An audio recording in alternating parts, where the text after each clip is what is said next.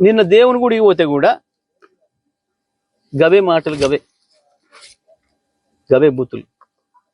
ఎక్కడ ఉన్నానన్న సోయే లేదు, బళ్ళే ఉన్నా గుళ్ళే ఉన్నా సోయి కూడా లేకుండా ముఖ్యమంత్రి గంత నీచంగా దిగజారి మాట్లాడుతున్నాడు.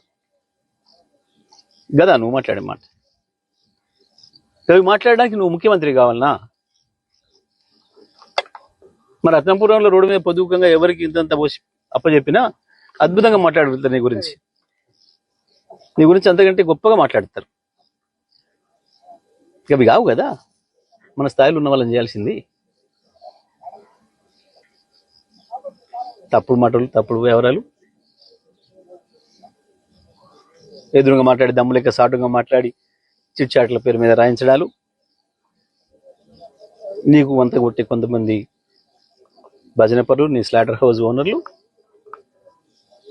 మీరు చేసే దుష్ప్రచారం వల్ల ప్రజల్లో మేము పలసం ఎత్తామనుకుంటున్నారా?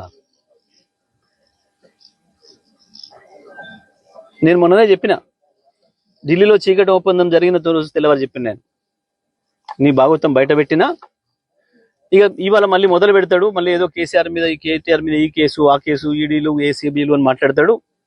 మళ్ళీ అవే చెత్త మాటలతోని ఇంత పెద్దగా తాటికాయలంతా రాయించి ప్రజల్ని మభ్యపెట్టే ప్రయత్నం చేస్తాడు. అనేదే జరిగింది సాయంత్రం వరకు. నువ్వు